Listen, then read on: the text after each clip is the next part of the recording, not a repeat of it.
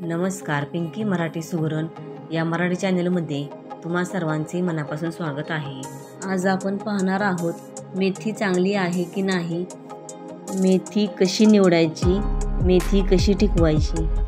चला तर मग पाहूया।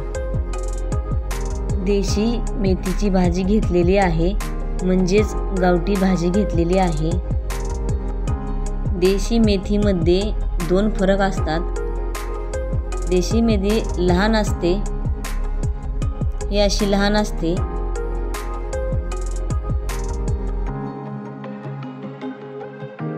आणि अशी मोठीही असते। याला फुटीची भाजी म्हणतात। ही मेथीची भाजी खायला चांगली लागते। ज्या भाजीला शेंग आलेली असते, फुलं आलेली असतात, ती भाजी खायला चांगली लागत नाही, कडू असते। त्या भाजीला जून झालेली भाजी असेही म्हणतात। मेथीची भाजी कशी निवडायची?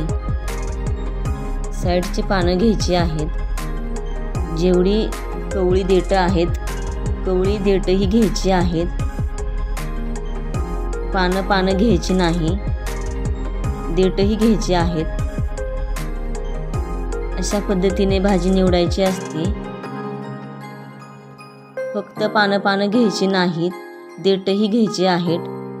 देठामुळे भाजीला चव छान येते। अशा प्रकारे भाजी आपण सगळी निवडून घेणार आहोत।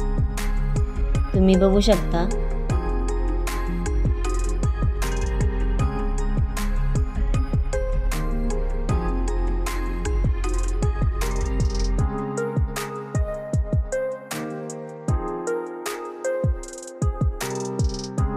भाजी आपली निवडून झालेली आहे।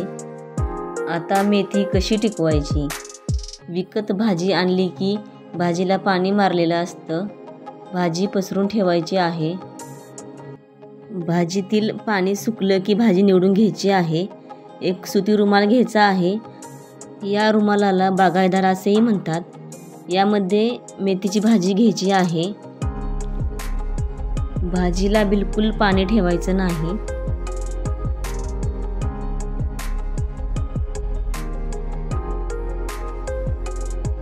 अशा प्रकारे तुम्ही रुमालामध्ये बांधून ठेवायची आहे।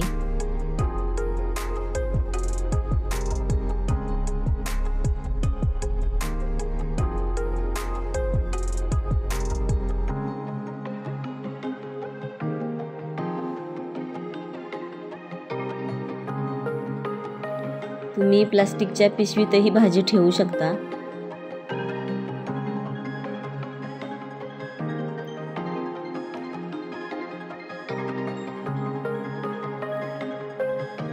आणि प्लास्टिकच्या डब्यातही भाजी ठेवू शकता। आज भाजी निवडली की तुम्ही उद्या सकाळी करा किंवा संध्याकाळी करा, भाजी अशीच्या अशी राहते। 2 ते 3 दिवस भाजीला काही होत नाही। भाजी शरीरासाठी खाल्लेली चांगली असते। भाजीची माहिती कशी वाटली कमेंट बॉक्समध्ये कमेंट करून सांगा। व्हिडिओ आवडले असल्यास लाईक, शेअर, सबस्क्राईब करायला विसरू नका। व्हिडिओ शेवटपर्यंत बघितल्याबद्दल धन्यवाद।